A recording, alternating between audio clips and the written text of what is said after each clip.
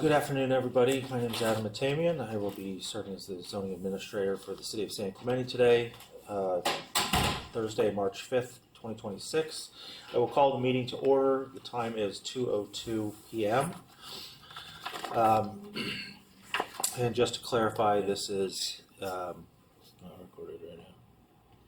is that one recorded? Oh, yeah, sorry. Oh, sorry.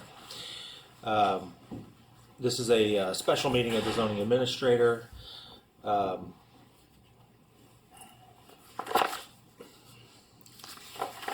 first item on the agenda is, actually no, this is the wrong agenda. Oh wait.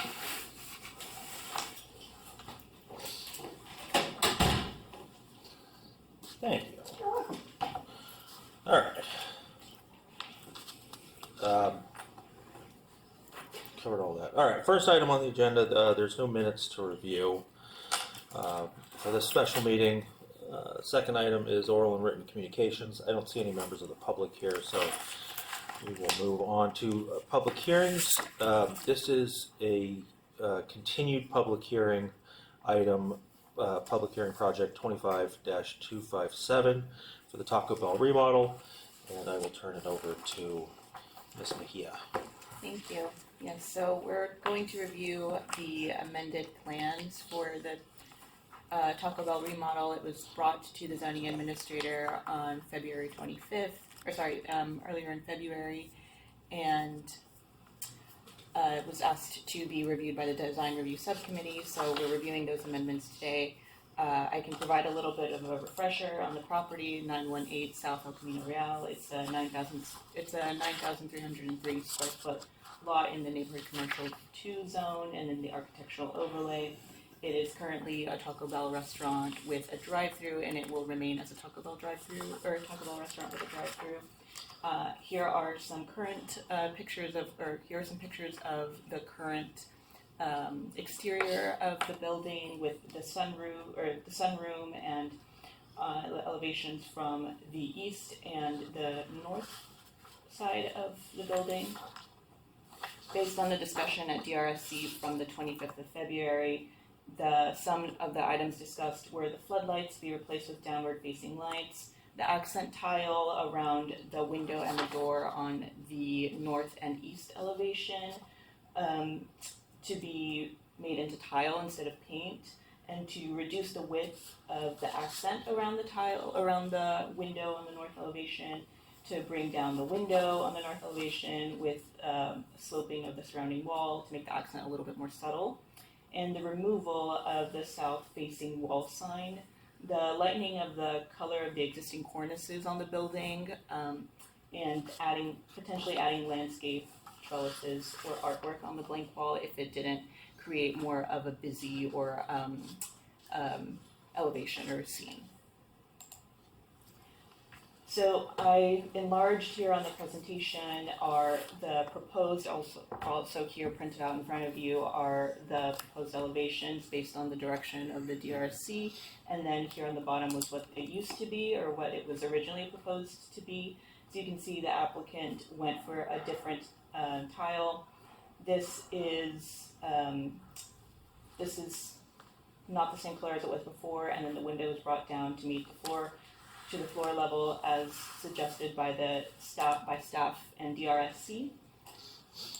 And then here is the east-facing elevation with the primary entrance. Again, you can see the changes around the decorative elements of the tile around the arched door entrance. The tile is slightly larger, and then the detail shows that it's concaved to make it more subtle, and then the color has changed from purple to more of a eclectic style tile. The other suggestion from DRSC was for the elevation facing Esplanade. There was a public comment regarding the lights,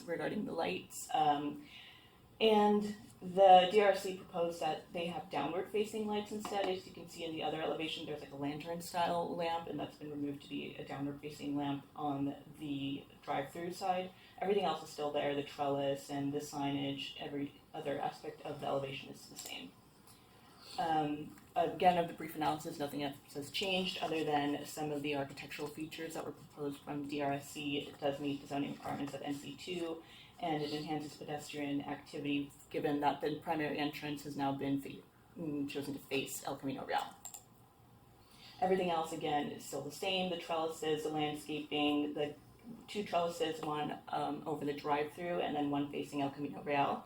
The outdoor patio is then, their outdoor seating is then to replace the sunroom seating, but the seating in total, again, is less than what it was originally. There were some questions about the signage. The DRSC did suggest taking out one of the signs, so I did a little bit of research on the signage. There was a discretionary sign permit application in 2001, but then it was withdrawn from the applicant because after a few back and forth with the applicant and some revisions, the applicant then provided a revised set of plans for the signs to then reduce, it was then a reduction of the 3 signs. So staff recommended to withdraw the application from a DSP to an administrative sign permit, which they did end up doing, and then in 2014, the property went through a conditional use permit for a menu board change, including the speaker on the drive-through side. Here I provided some pictures and snapshots from Google Earth. One's from 2016 and one's from 2017. The pictures from 2016 show slightly different signage on the building, and then in 2017 it's what it is currently. And based on the research that I did, there were no administrative sign permits or no permits for that sign change copy. Based on the, if we were to look at it the same way as it was looked at when the first discretionary sign permit was reviewed in 2001, what they would need to bring that to compliance if we were to decide would be to just provide an administrative sign permit and to apply for one. My recommendation stays the same, to deem this categorically exempt from CEQA and then to adopt resolution ZA 26-003 for the development permit 25-259, subject to the conditions of approval, which have not changed. All right, Thank thank you you. very much. I'll go ahead and open the public hearing so we can hear some public comments. Sir, would you like to make any comments since the last time we were here? No, I don't. We good? All right. Okay, well, I appreciate the applicant's time in taking this through to the design review subcommittee and considering their recommendations. Appreciate staff taking the additional time to process that as well. Looking at the plans, I think this looks really good. Myself here.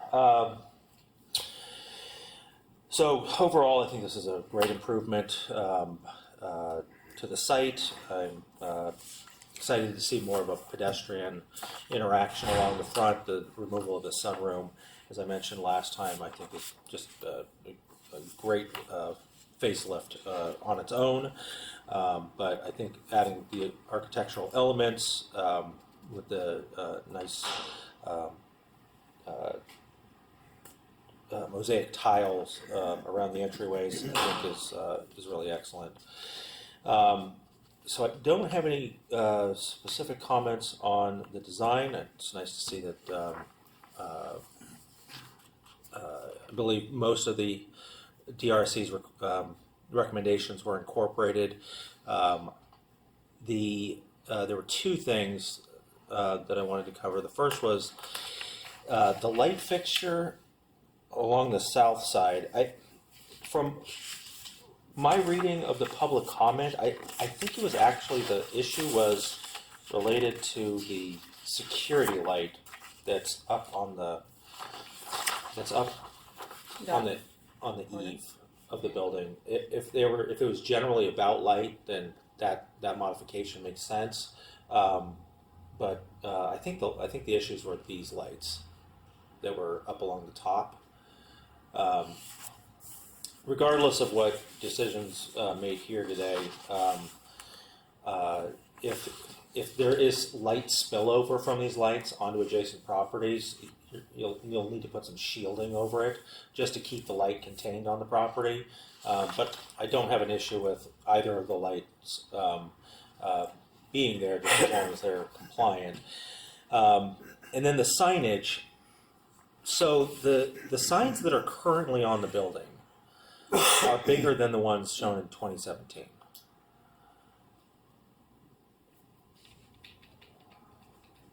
So this is this is from now. Yeah, this is current. So the plans say that signage by others under separate permit. Those appear to be larger signs. It's not part of this permit, but you'll need to get the permit to legalize those signs. Those signs are permitted. What was permitted were smaller signs in the same location. Those are permitted signs. Something's not right. So when they put those signs in, they came and they got a permit. Okay. The sign company I use, I think it was 2 or 3 years ago. Okay. They wouldn't do it without a permit. Okay. There's no way, no chance. Something's not right or silly. I checked through Central Square and I checked through the Apex Center. I couldn't find anything recent from. I can check.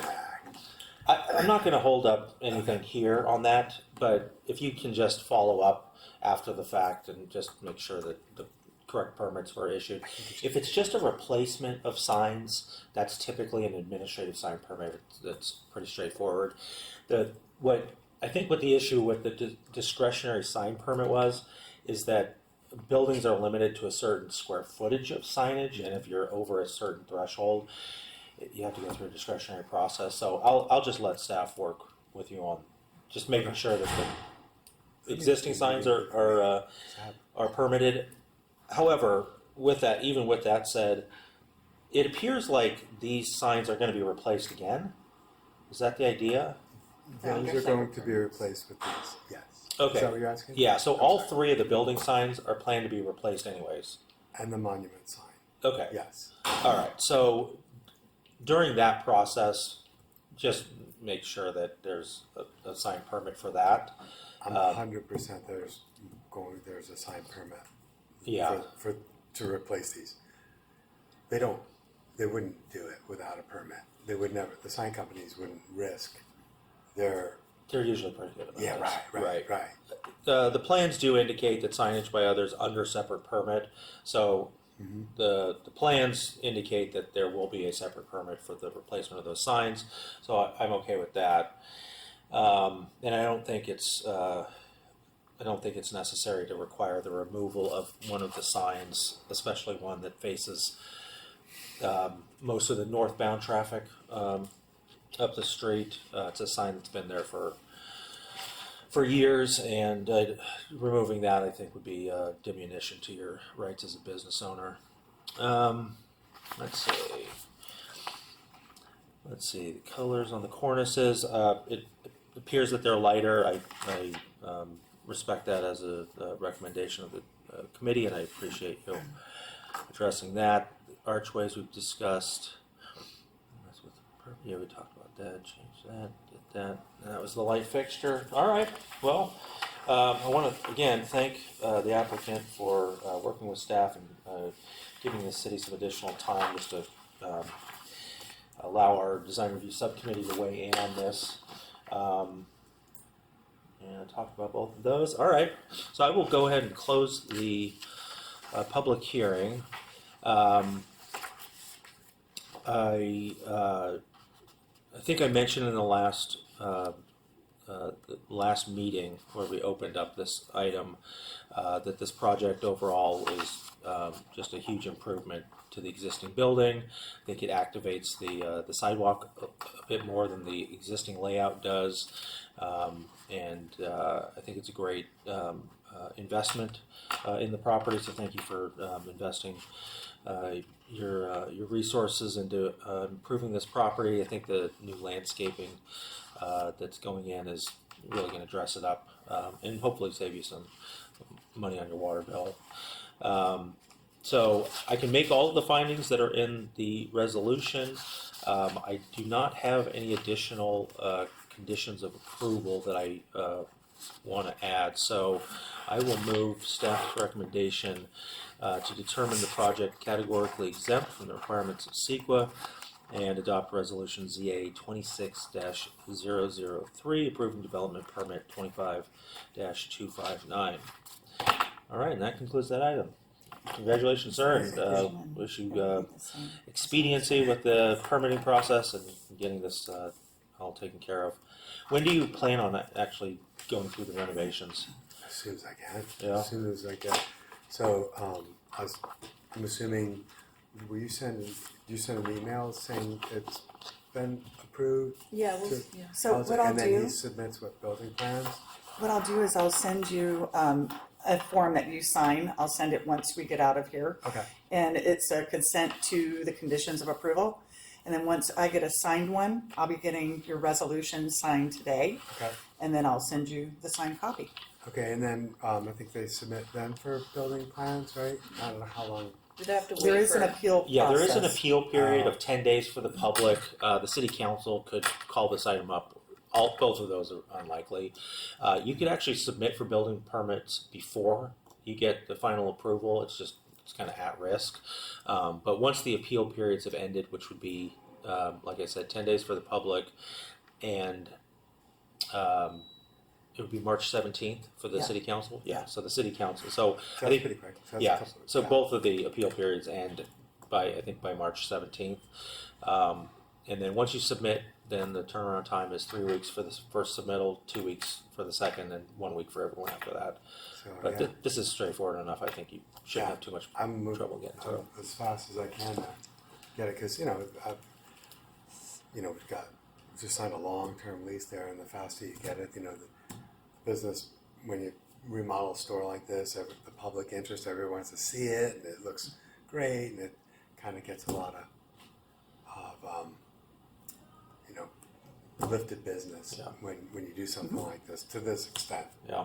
So, but thank you guys for your time. Thanks for all of your help and your support in the project, and hopefully you come and support the business. Absolutely. Thank you very much, sir. Thank you. All right. Can I take this with me, or do I want to do this? Oh, it's yours. Yeah. if you Okay. want, yeah. Yep. There's 2 copies. Yeah, thank you for being so patient and accommodating through the process. All right. I'm going to move on to new business, which there is none. Go to old business, also none, and adjourn this special meeting to the next regular meeting of the zoning administrator to be held at 3 p.m. Today, Thursday, March 5th, 2026, at the Community Development Department. Thank you. Thanks, Steve. Yeah, Thank you. thank